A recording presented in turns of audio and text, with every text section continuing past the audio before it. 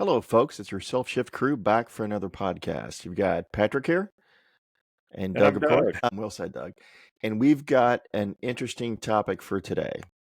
Don't confuse activity with productivity, results, or achievement. And as we usually do, we're going to start with a quote. Actually, there are a lot of quotes that we found regarding this particular subject, especially as it relates to the business world. I'm going to start with a really short one from Ernest Hemingway. Never mistake motion for action. And this is one that is near and dear to my heart. I have a bit of a pet peeve about this, especially as it relates to the work environment, because it's just something that inefficiency and ineffectiveness really causes me to be concerned. But Doug, what are your thoughts? Yeah, I think there's definitely a trap here because you can find yourself doing a lot of things or maintaining a long to-do list or checking things off it. But at the end of the day, if the things you're checking off aren't meaningful or aren't aligned to something you're truly interested in achieving, then maybe you're not really focused on the right thing. So, I guess the way to combat this is to kind of zero in on goals, outcomes, values, things that you value. So, for me, one of the quotes that I think about is Greg McCown has a couple books out there. One's called Essentialism and one's called Effortless. And essentialism is, really about understanding what is truly essential to accomplish and not focusing on the non-essential. So he has a quote, "If you don't prioritize your life, someone else will." And so again, that prioritization means aligned to values, aligned to the things that are important for you that you want to achieve, and then making sure the activity things that you're accomplishing are aligned to that. We'll kick it off. That's an absolutely great quote. I'm going to riff on it a little bit. Here's another quote we found, and then we're going to give a couple of examples of how I can explain what I've seen from a working environment perspective. But let's start with that quote. Simplicity boils down to two steps. Identify the essential, eliminate the rest.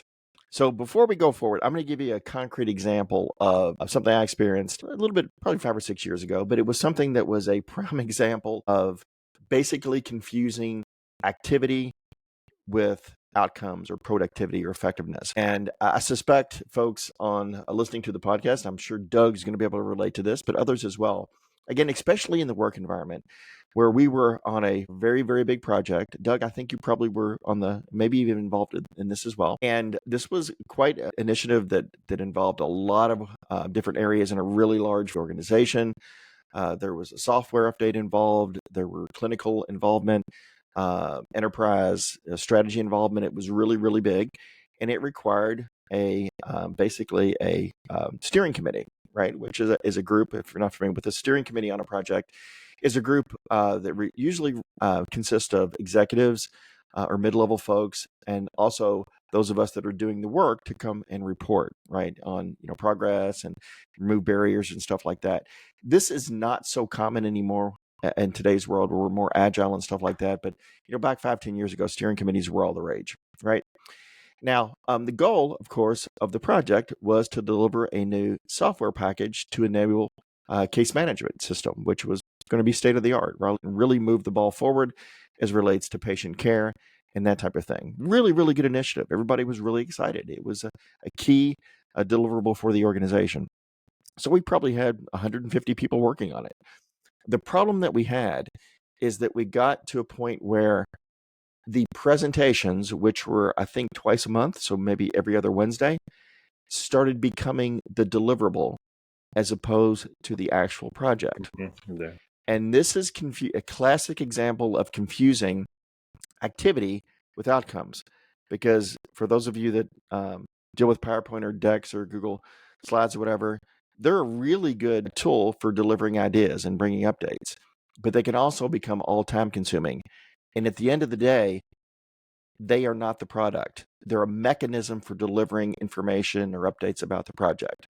So literally, and I still chuckle, when I tell this story, is that on those Wednesdays, I believe they were at 1:00 in the afternoon in one of the big conference center or the big conference rooms. Is we would deliver, it's probably an hour and a half meeting, deliver at least 50 pages of slides, right? People would ask good questions.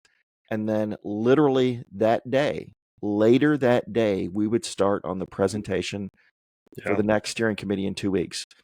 So we were spending at least, and I'm not making this up, 25 to 35% of our time that should have been devoted to new processes and new systems and software engineering and that type of thing on creating PowerPoints, right? Which was never the intent of the steering committee. They probably had no clue until some of us let them know that this was happening. But that's a classic example of work that should have taken an hour to pull some slides together. They wouldn't have cared, right? They didn't need pretty pictures. They just needed numbers and progress and that type of thing, but became a work product and really diminished and increased the timeline and the cost of the project probably by maybe not an order of magnitude, but it was material impact on, the overall project deliverable, right? Again, that is, I'm sorry, Doug, I know that one resonates with you, so I'm going to pause there. Yeah, I was just, adding on to that. I'm sure you experienced like there you're talking about like providing status on the progress became this huge endeavor to create this huge slide in that. But I bet you also experienced like status reporting hell where you had to, like, throughout the week, you had to provide status to different audiences of leaders, and that all you did was spend time creating the status that view that they wanted. And it wasn't, the huge deck you said, but you just spend time reporting status, which again is the perfect example of activity, but it's in the way of progress, right? Absolutely. The infamous four blockers, right? Yeah. Where you're reporting, 4 quadrants of work. I'll tell you an interesting story is that because you just described 4 blockers are take a while to prepare. They're just constant status and don't add a lot of value. Now, if something is off track or whatever, it's cool to bring that up. But you know what? To test this theory, so actually it was the same project. To test this theory of the four, in one of my 4 blocker updates, I purposely put a word in it. I think I used the word freaking in the title, just kind of as a joke, assuming that the project manager would take it out, Yeah. right? And I was probably in a foul mood on a Friday because our 4 blockers were due on Friday at noon or whatever. So put freaking in the title, which was completely inappropriate for a professional like me, but I did it and kind of laughed about it, assumed that the project manager would take it off. About 4 to 5 weeks later, I get a Teams message from not one of the people that should have been reading the 4 blocker, but from a peer of mine saying, "You are so funny." And I'm like, "What are you talking about?" And this peer of mine said, "That title that you gave that 4 blocker a month and a half ago, that was really, really funny." I'm like, "Oh my gosh, it wasn't taken out of the deck or wasn't updated." And nobody was supposed to be reading these 4 blockers picked up on it, meaning that Yeah. they absolutely didn't read it. Right. So with that being said, and Doug, I like the really like the fact that you picked up on Greg McCowan's book, Essentialism, right? I've got it in my notes as well.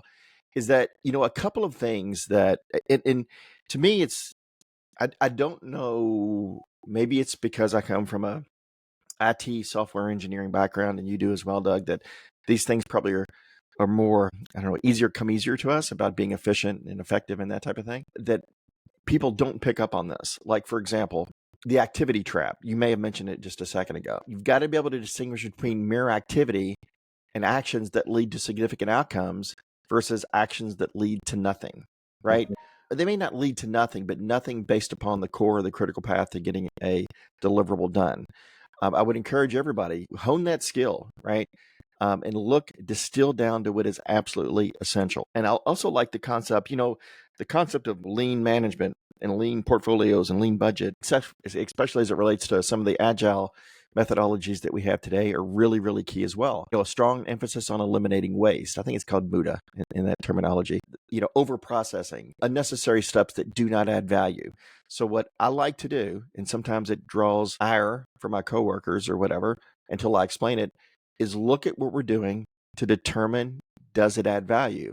So even with my team today, when they're coming or when we're doing, story grooming or that type of thing, I pressure test, what value does this add? And something that may seem really, really key to them, or maybe really, really cool from an engineering perspective, software engineering perspective, doesn't really add tangible value. So I encourage lean thinking, right? is the action that I'm taking actually providing value? Yeah, and so again, I think a lot of times we spend most of our life working, and so we think of the work examples. But I will say along my learning journey, I've started to think across other dimensions, right? So within your life, there's different dimensions of things that you got to maintain your focus on yourself. You got to think about your family, your friends, the people you care about, and things like that. I'm saying all this to say, in terms of like activity, so like family gatherings, family trips, going or just meeting coworkers out at different times, like the biggest theme in all this is that you need to value your time and you need to value what you apply your time to.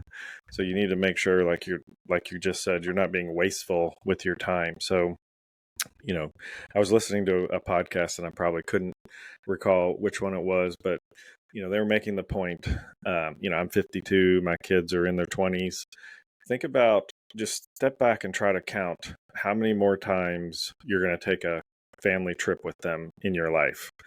And, when you do that, it might be 5, it might be 10, you just don't know. Like, cause again, they're in their mid 20s, they're going to possibly get married, possibly have kids, they're going to have their own focus. But when you really try to quantify it, it's like, there may not be that many times left. Or you think about how many times you have 6 people that want to go get a beer or something. I don't know, bad example, but these are the people that are more meaningful and are more meaningful to like yourself. Like, so again, it's all about like prioritizing your time and understanding your time is the most valuable resource you have, and be stingy with your time.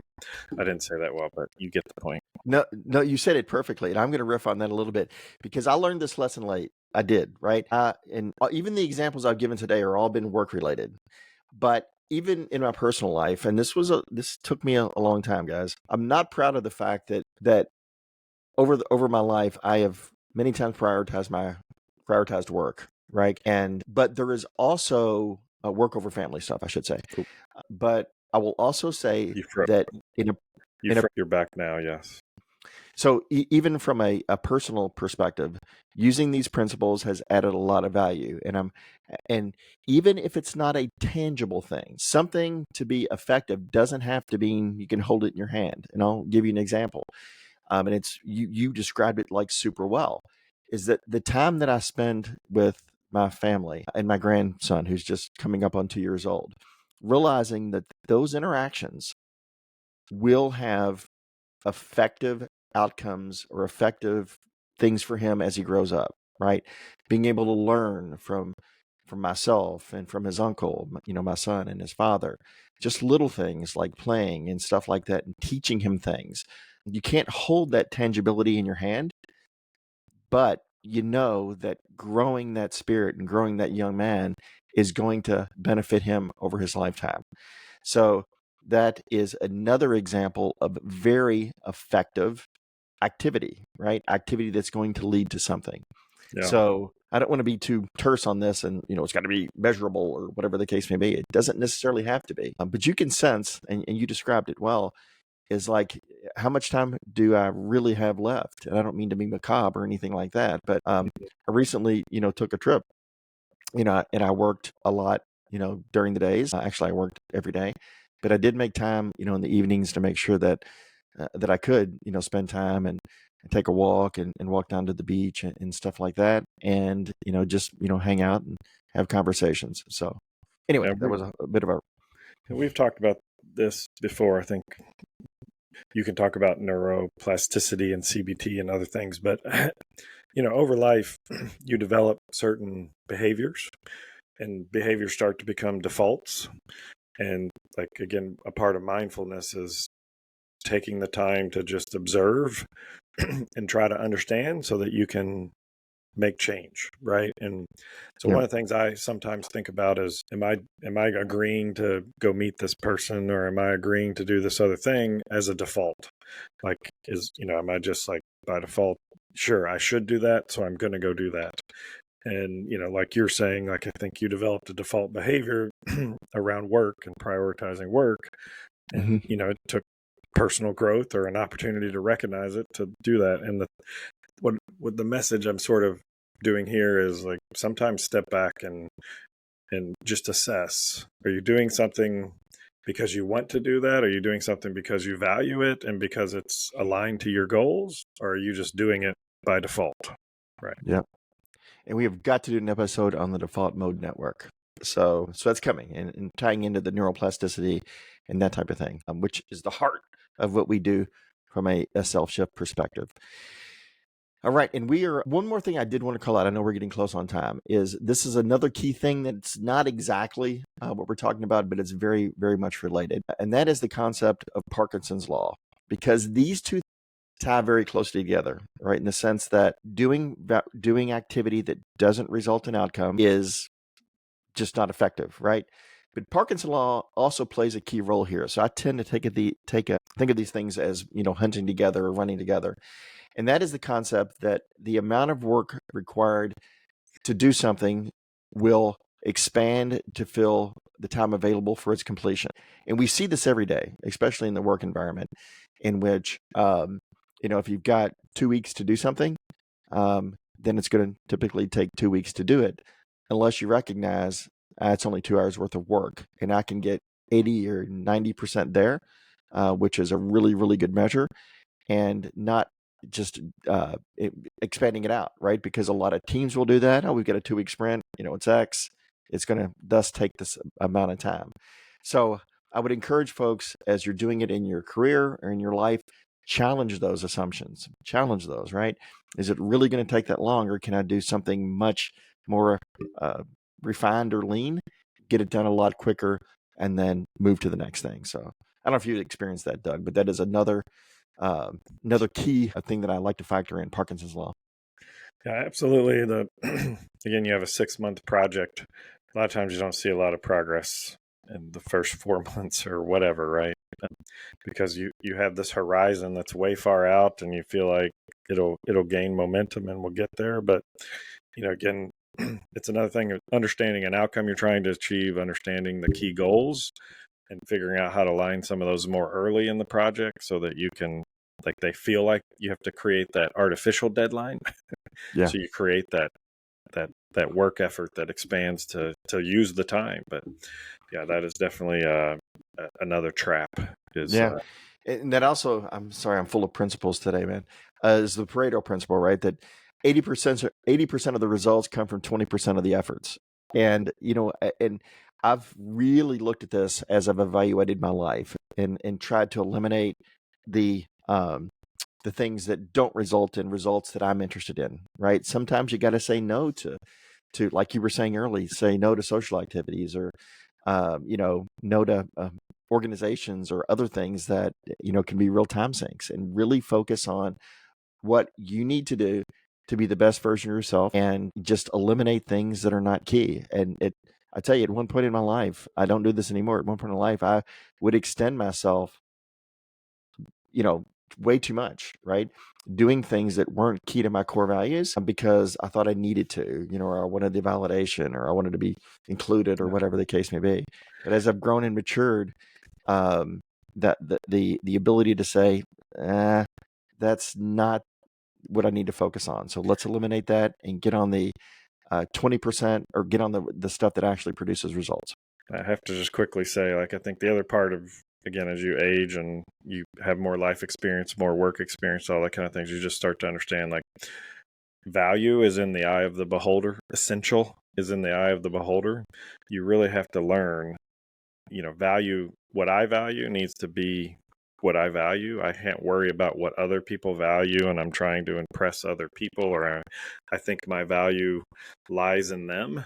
It's, essentialism. What's essential, what's valuable is all about what's valuable and essential to me. You nailed it, man. You nailed it. All right. And we are about at time. So any parting thoughts, Doug? I think we hit most of the key points, and I'll just end with be kind to yourself. Yes. Be kind to yourself. All right. And I think we're going to close one out. And remember, in the infamous words of Walt Whitman, or at least I think it's Walt Whitman, Be curious, not judgmental. And keep in mind, self-improvement is possible, folks. Thank you and have a great week.